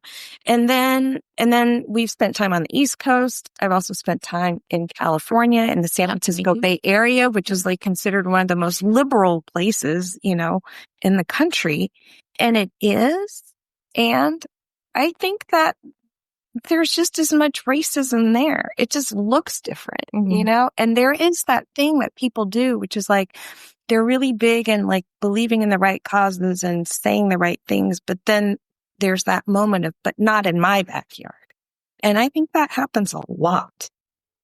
Yeah. So, that time period, a lot of the intellectuals were progressive in the fact that they felt that people should have rights and people should enjoy full citizenship. But at the same time, they also had this intellectual argument that there's finite resources. And like you said, they wanted people, they were kind of the opposite, where they felt if you could be more intellectual, there wouldn't be as much poverty, right? And, so they came up with all these different thoughts. And, Margaret Sanger is part of that, comes out of that. And, so yeah, it like you said, it's very complex. In this day and age, people would be a little squirmish to have those kind of discussions with folks. But the reality is that at the time, they were supposed to be the intellectual elite, right? And that was one of the discussions. So, I guess so. Would you consider these books targets for, and I'm not encouraging it, but based on the subject matter and stuff, do you think in this climate that these books would be, let's just say these books were more in circulation prior to y'all rediscovering them? Do you think that they would be in line to fall under these book bans that we're dealing with? And I know that y'all are against that, but why would you think if they were, why would you think that they would fall in that category? I mean, I don't know. For me, it's kind of inscrutable, the criteria that are used to ban books. I mean, I don't know. Sometimes I think it's really hard to tell why something is offensive to someone. I don't know if any of these books would fall into that category at all. Maybe Plum Bun, because there is intersectionality, and that's a bad word that, we're not supposed to use or talk about. But well, we don't work for the government, so we're good. We're when I say we, I'm speaking, we do talk about it, Lisa and I, and we do use it. I think that Plum Bun definitely could come under fire. I mean, it's like one really interesting thing that we've talked a lot about is there's always this moment in these books that are about passing specifically where the person is discovered, and in that moment, white people are so angry, betrayed, they're betrayed because they feel like the wool's been pulled over their eyes. Only they were the ones that were making the assumptions all the way through. It's all on them. And yet there's that moment of feeling like, how could you do this? Yeah, how could you did this to me, Yeah. And I feel like that sort of describes a way of thinking that still exists today. And I think that a book like Plum Bun, brought out of the past and showing a strong female character who makes choices that are kind of, to me, they're really feminist choices, They're very pragmatic. Very pragmatic. She's very pragmatic about her job, about her relationships, about, what marriage can and will do for her.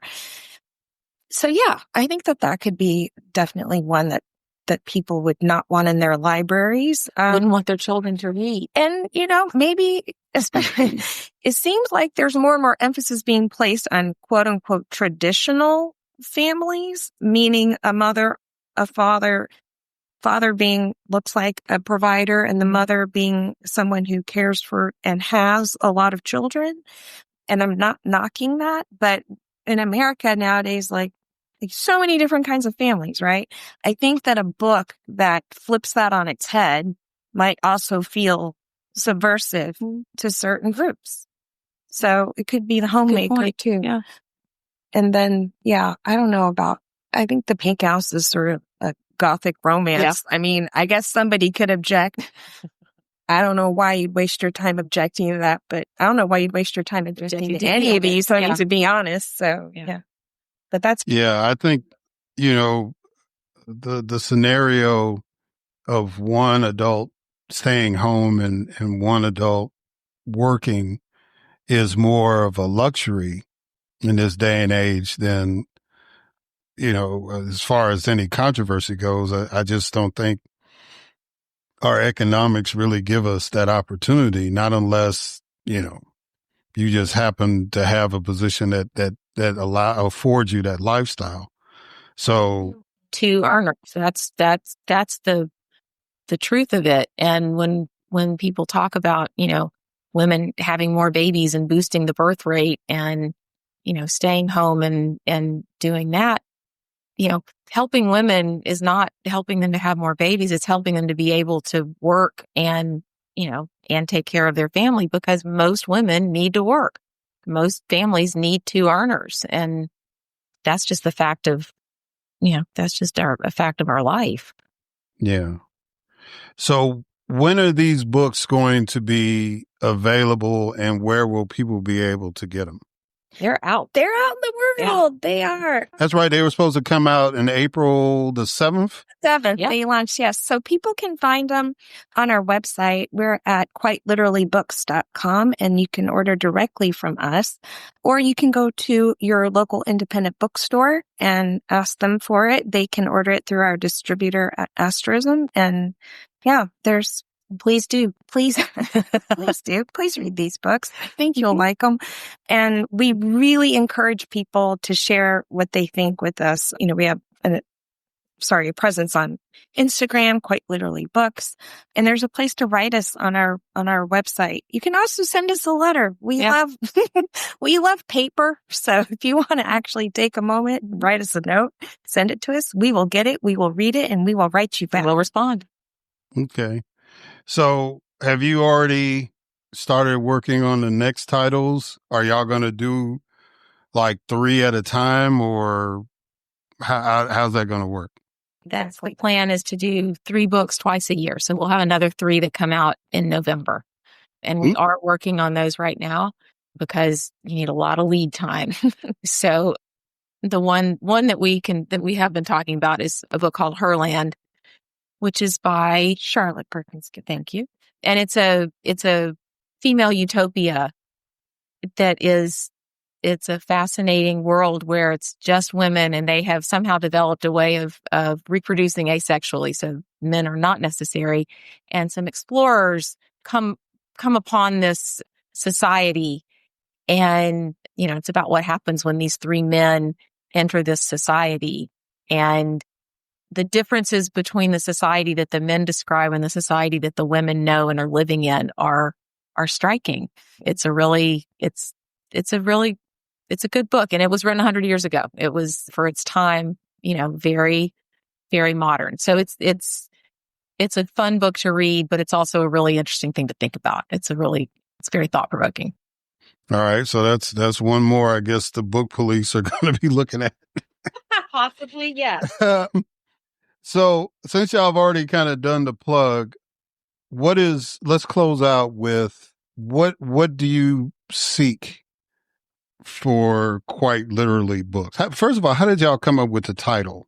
Just, you know, lots of we back and forth. Yeah. And got weirder and weirder and weirder. And then finally one day, I mean, it was really like a light bulb moment. And you're just like, oh, we are literally talking about books. It was just like that. And then once we got it, we knew that was it. Like, no more discussion. Yes, but there was all kinds of goofy stuff before really that. Weird names started. We got punchy trying to think of something, you know. Yeah. So Quite Literally Books. What's the future? What do you hope to achieve with this publishing company? Well, you know, we've said this, and I kind of talked about it. Like, we think that a good book from yesterday is a great place to start a conversation today. So we're hoping to help build out a community that engages around these books and is, you know, sort of develops a facility in how we have difficult conversations. This isn't easy stuff. And there's a lot of things that sort of, like, we're not talking about Dorothy Canfield Fisher. Like, how does one person like believe this and do that? Like, you know, this is the state of human beings. Right. This is how we are. And we have to get better at talking about that. And we have to get better at figuring out, you know, is something so egregious that we, you know, cancel it? It's like we're done with it?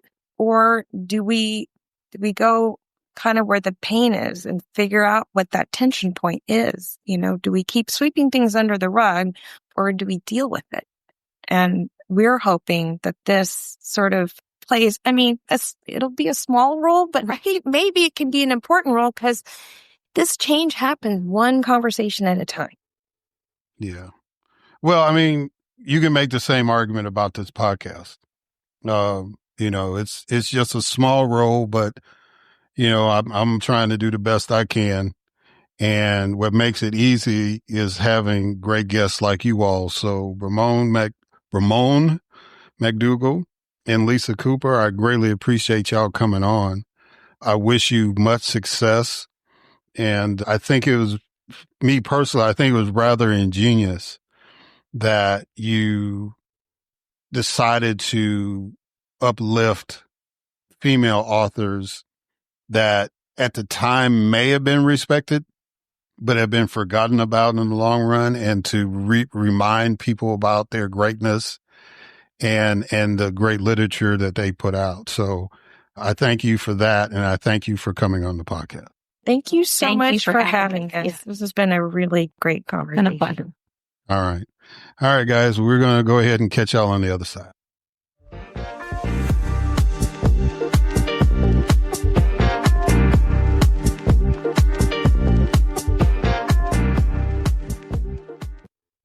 All right. And we are back. So I just want to thank Jordan Colvin, Bremond MacDougall, and Lisa Cooper for coming on the podcast and talking about their endeavors and their thoughts about what's going on in the world. And, you know, one thing that I did gather from them was there is some hope.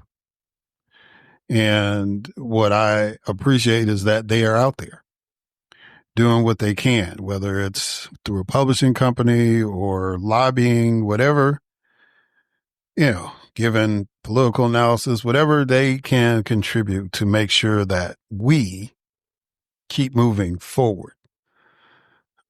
You know, the actions of people make a difference.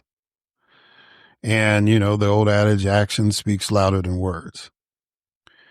So I think the lesson that we should learn from previous elections is that we need to know a lot more about the people that are offering themselves to run and not get caught up in a trap. See, I can speak to this as a Black person because one of the advantages of being a Black elected official or being a Black politician is if you're running in a district that is majority Black, you know, people are going to gravitate to you. Now, if you're running a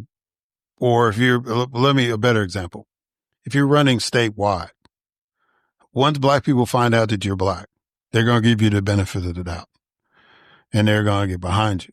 Now, if you turn out to be a scoundrel, turn out to be a lowlife, they're going to abandon you quicker than you can blink, right? But if you're a good person, Black folks are going to get behind you. The negative side, of course, is that everybody else ain't going to like you too much until you're able to convince them that you're the right person for that job, right?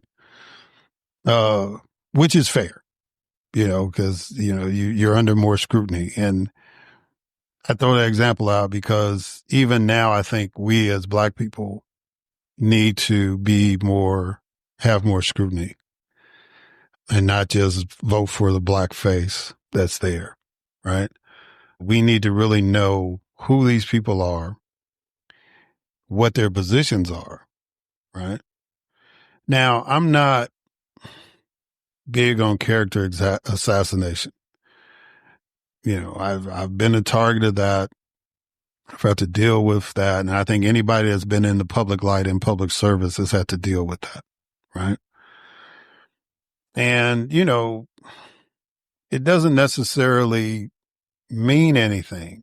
I think the most personal thing people need to understand about a candidate is how they are around people, right? And how they interact with people when they think nobody is looking. And I guess that's one thing that this new age of technology is like, it catches people in moments when they don't think that they're being scrutinized, right? And you can really see their true selves. And if you're attracted to people who are obnoxious and rude and crazy, well, you know, there's plenty of candidates out there. There's a whole political party, in my opinion, that feels that way. You know, and I recently just asked somebody a question about somebody that I see on TV all the time, and they said, are they really that obnoxious, or is that just an act for TV? And they said, yeah, that person really is. So, if you can read people, right? And if you can read people, then you can make an assessment. Now, they might sound good. There's a lot of people that make a living selling stuff, right? And your only interaction with them is if they're trying to sell you a TV or a car or whatever the case may be. You don't really know anything personal about them, and you don't really care. You're not concerned about what commission they got. You want to know if the product that they're trying to sell you is what you really want. And then sometimes, the product doesn't live up to all the hype that was given, but that's salesmanship, right? And politics is kind of like that. It's salesmanship, because the only commodity that you're dealing with is trust. You have to trust the person that is presenting themselves to you, that they are going to do the best job in your best interest. And when I say your best interest, not just selfishly, but community-wise, right? Are they going to be good for Black folks? Are they going to be good for our city? They're going to be good for our county, our state, our nation, right? So, you got to weigh all that in. And you got to be able to decipher some of the stuff that they say to make sure that it lines up with your wallet and your safety, your family safety, your friend's safety, and their wallets, right? You don't want to elect somebody that's talking some way and you find out the code that they were using was basically to get rid of your job, right? So, I don't get mad at people in West Virginia when folks say, yeah, we're going to get rid of coal, and these folks are working in the coal industry. And they're like, well, yeah, I'm not voting for somebody who's going to get rid of coal, right? That makes sense. Although I don't think people need to be killing themselves working in a coal mine anymore, but that's just me. Those folks in West Virginia have a whole culture of that. And so if you're not going to give them a better option, you just saying, I'm going to get rid of their job, they're not going to support you, right? That makes sense. So, you have to look at candidates. And I'm not saying this in a critical way. I'm just saying that we have to do a better job collectively of looking at candidates and deciding. Because now the new flavor is youth, right? So we've got this struggle within the Democratic Party where a young man, David Hoke, who I think is Hoke. I don't want to say Hogg, but Hogg might be the correct pronunciation. But David's a newly elected vice chair of the Democratic National Committee. And he set up a PAC to try to get younger, more activist candidates to run against incumbents. Not necessarily all incumbents, just incumbents in seats that are like super Democratic seats, right? So either way it go, it'll be a Democrat. Whoever wins the primary will probably win the election. Those are the districts that he's targeting. And if there's not a quote unquote progressive person or young person in that position, then David wants, and his organization wants to primary them. Now, one of the old lions who I'm about tired of hearing myself, but he's earned his place and respect in Democratic circles, James Carville, basically wants to tar and feather David. He wants to string David out. He wants him to be kicked out of politics and the Democratic Party and all that stuff, because he doesn't believe in that. But, I have to remind James, because, he was Bill Clinton's campaign manager, and Bill Clinton was the new idea for the Democratic Party, the Democratic Leadership Council and all that stuff back in the 90s. Mike Espy and all those guys, that they were the new breed of Democrats. And they were swinging for the fences. Now, they didn't necessarily go after incumbents, but, it was the same mindset. They were the new kids on the block, and it was time for them to take the national stage, which is really what David's trying to do. So what I want people to understand about that is if your incumbent is doing the job, you support them. If the incumbent is not doing the job, you replace them. I've been on one end of the spectrum. I didn't replace an incumbent, but I was an incumbent that was replaced, right? So, the people made a decision, and they had 9 years to make that call. A friend of mine who's been the mayor of Jackson for 8 years just got defeated. And the last election, he got like almost 75% of the vote, but this time he lost, right? Because people decided they want to go in a different direction. That's how politics is supposed to work. You may not like it personally if you're that candidate that loses, but you deal with that. That's the risk you take every time you put your name on a ballot. I've lost more elections than I've won. But that's how it goes, And so we're at a point in the Democratic Party where it's evolution time. It's generational time. I have said it out loud and to my friends, and I'll say it again on this podcast. Kamala Harris might be the only Gen Xer we have that had a shot at being president on the Democratic side. She might be it. Because, Barack is, some people want to put him as a Gen X, but he's really a baby boomer based on his birth date. He's the baby of the baby boomers, but he was a boomer. So, Bill Clinton's a boomer. So, Kamala was the only Gen X person that had a legitimate shot at winning. So my generation may not have a person become president of the United States on the Democratic side, because now we have people like Jasmine Crockett and AOC and Maxwell Frost and all these younger generations that are emerging and have acquired political bases.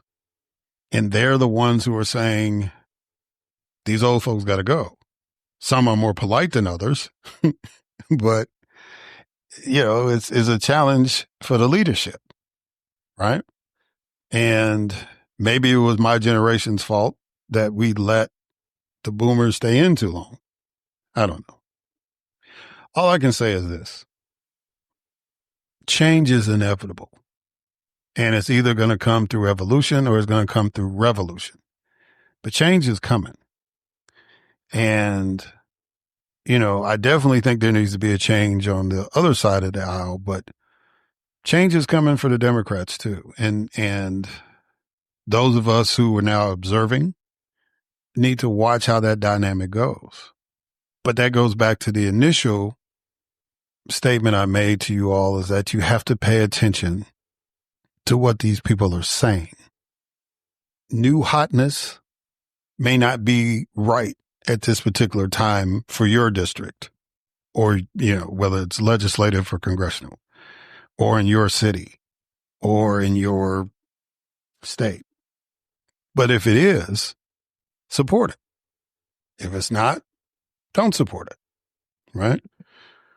Go with who you think has the best interest of your community and your household. I'm careful about the being too selfish about it, because there are some folks that, and I want you, well, let me put it this way. I want you to be egalitarian about it. I want you to be open-minded about it. If a white person is the best person to represent black folks, then vote for the white person. If a black person is the best person to represent white folks, then vote for the black person. That makes sense? It goes back to the quote that I read, Jordan. George Washington was not a big fan of the political party system. He felt that the best person, of course, back then it was only men, but the best person should be elected, regardless of what they run for. Shouldn't matter what political party they're a part of. I'm biased because I've been a Democratic Party activist all my life. So I root for my team. But most of y'all are not like that. You're not committed like I am. So you have that option to decide who's the best. If you think the Republican is best, and again, I'm biased because I don't see how you could think that, but we'll be fair. If you think the Republican is the best, you vote for that Republican. If you think the Democrat is the best, then you vote for that Democrat. If you think the independent is the best, you vote for the independent, because in New York City, there's going to be about 4 independent options, including the incumbent mayor, right? And they're in that election coming up. So I want y'all to be really diligent, whether you have an election this year or in 2026, while we still have the luxury of having elections. I want y'all to be really diligent about it. I want you to pay attention to these folks, because a lot of folks are getting by on the get by. Bubba went to the right school and he's a member of the right church, and, he says some things that I like, so I'm going to vote for him. Look at the economic situations of Mississippi, Alabama, Louisiana, Arkansas, Tennessee, and Georgia outside of Atlanta, and see if that logic matches with what's going on. Even my good friends in West Virginia, yeah, you'll vote for the guy that's supporting the coal mine, but he's going to cut your benefit, right? So pay attention to everything that these candidates are saying. Press them. What I see going on with these town halls now is great, but we shouldn't have to get angry to do that. When everything was kind of smooth, I call a town hall meeting, 10 people will show up. If something crazy was happening, the fire marshal had to come in and make sure that, everything was cool, right? We shouldn't be just reactive all the time in our politics. We should be proactive. We should pay attention. If an elected official is showing up in your neighborhood, in your community, you might need to make some time to go. If you can't, you can't. But if you can, make the effort, because you voted for these people. Even if you voted for their opponent, you participate in that election. That person now is the leader, the chosen one, not in a biblical sense. Let's get that straight. But they were elected. So if they show up to be accountable, you need to show up to hold them accountable, right? Don't just wait till the potholes are too big on your street, or they're talking about closing the school, or, taking away your rights. Don't wait for that. If you hold them accountable from day one, then they'll be hard pressed to do anything that's against the interests of the people they represent. But if we just go on with our daily lives and act like, we do trust them to handle that, so we're just going to let them handle it and don't have any input, then when they do something crazy, now we're upset. But if they don't feel that they're accountable to anybody, they're going to do what they want to do. Democrat, Republican, independent, dog, cat, it doesn't matter. It's human nature. You wanted to get out of your parents' house so you could do your own thing. Well, if you don't hold elected officials accountable, they're going to do their own thing. You got to hold these people accountable. You can't deify them. You can't put them on a pedestal. You can't make them more than human. You got to hold them accountable. Yes, you voted for them because you've given them your trust to handle the government society business, right? But doesn't mean that they should go unchecked. And so I think if we were more engaged, and even if you can't go, find out from somebody who went. Hey, so what's going on with that? I heard they had a meeting. Most of y'all don't even, if y'all didn't go, y'all don't even ask the question. Find out. A lot of these meetings are online. They're on YouTube or whatever. You can go back and look at it. You can stream it on your phone. I mean, there's plenty of opportunities for us to stay engaged and to pay attention to what these folks are doing. And I think it's even more incumbent upon us now to do that because, just the day and age that we're living in, man, we just have to do it.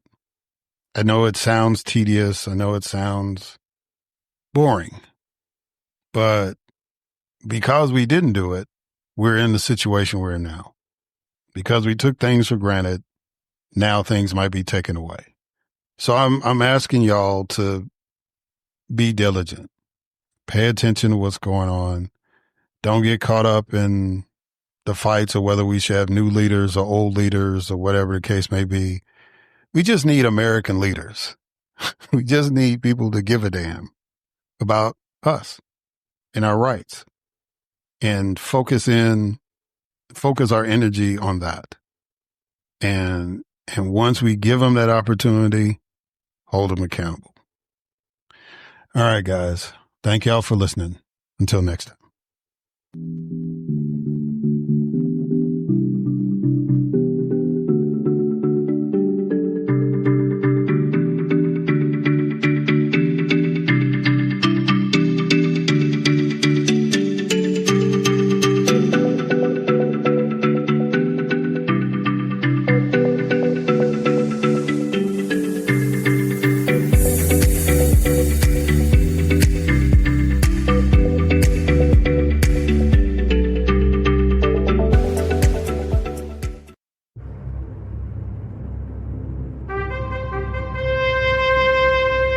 NBG Podcast Network.